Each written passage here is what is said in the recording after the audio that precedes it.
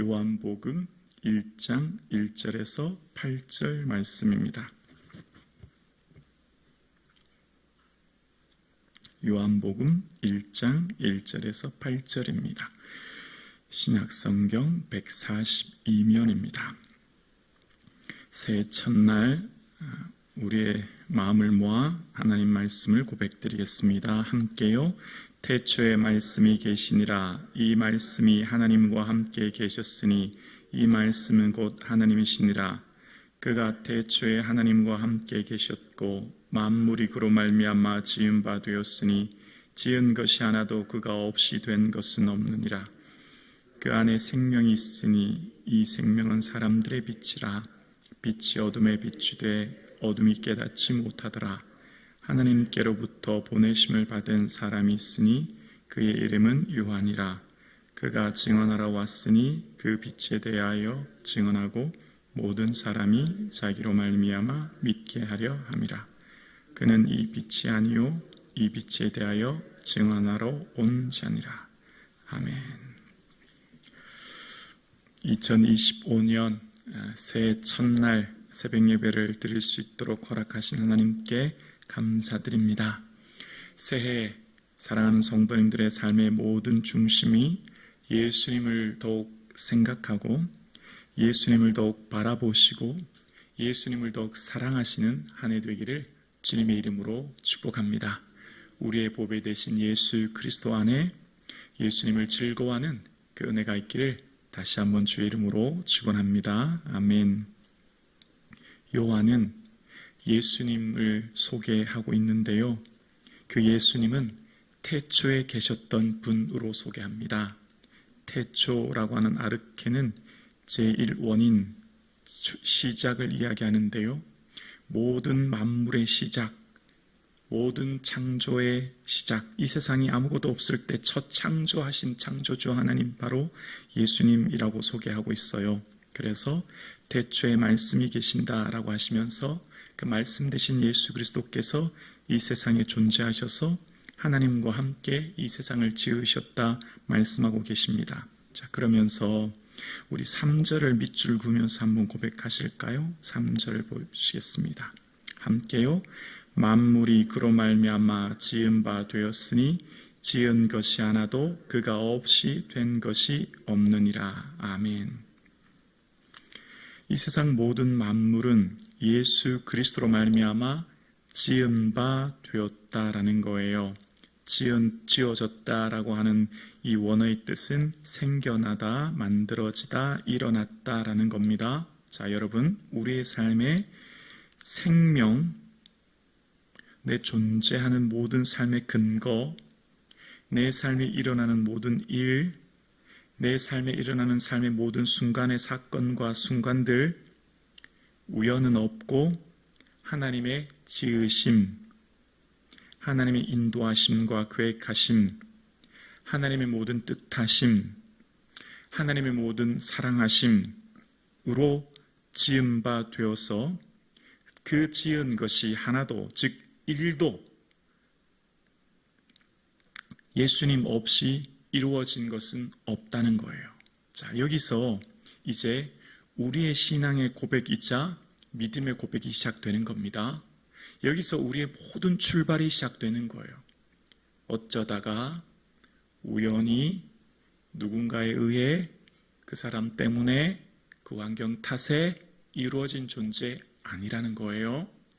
오늘 저와 여러분의 삶의 모든 순간과 모든 일들이 지은 것이 일도 어떤 습관도 어떤 사건도 어떤 일들도 하나님 허락하지 않고서는 일어날 수도 진행될 수도 존재할 수도 없음을 믿는 게 우리의 믿음이죠. 그래서 이 말씀을 묵상하면 이해되지 않는 게 너무 많아요. 왜? 라고 하는 게 집중하게 되면 풀리지 않은 문제가 너무 많아요. 그러면 어떻게 되죠? 왜에 집중해서 하나님의 일어났던 일들을 묵상하면 도저히 하나님이 납득되지 않습니다.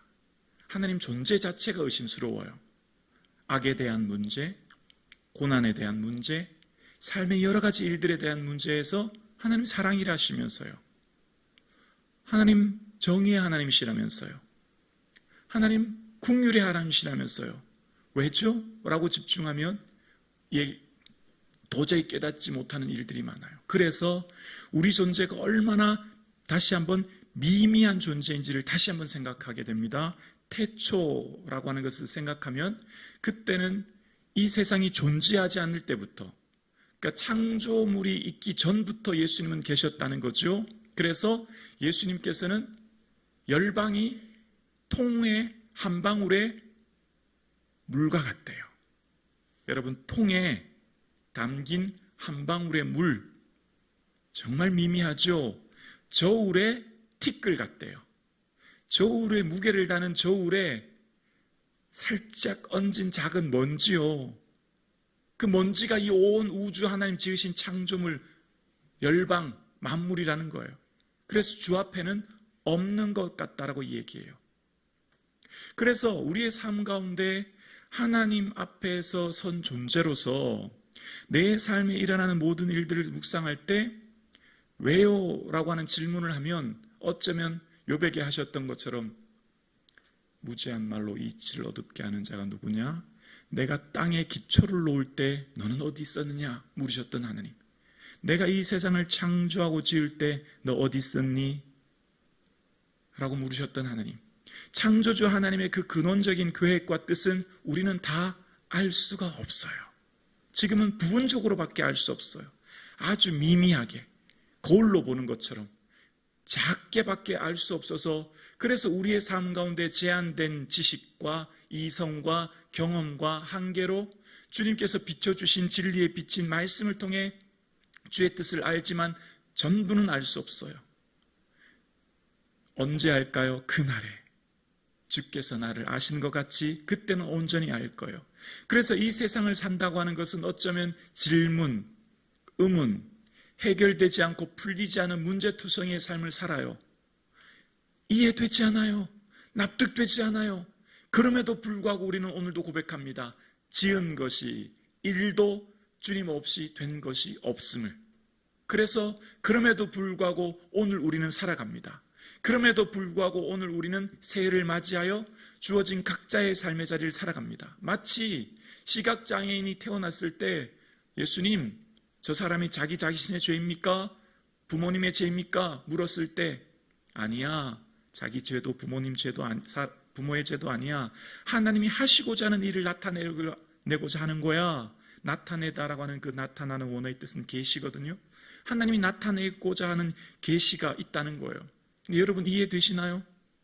어떻게 시각장애로 태어난 게 하나님이 계시가 되고 하나님이 하시고자 하는 일이 되죠? 이해가 안 돼요.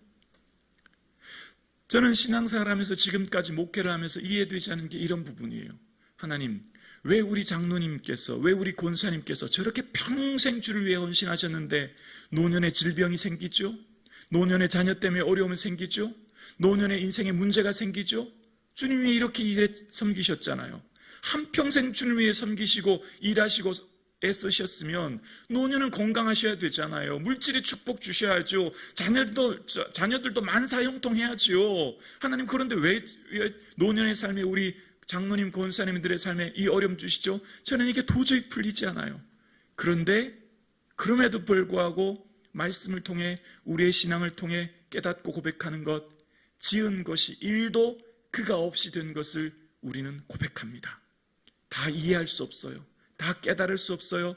그러나 그럼에도 불구하고 하나님께서 창조하셨고 하나님께서 통치하고 계시고 하나님께서 섭리하고 계시고 하나님께서 다시 오실 주이심을 그럼에도 불구하고 우리는 믿습니다. 그럼에도 불구하고 오늘 우리는 새해를 맞이하는 이 아침 내 인생이 바뀌지 않아요.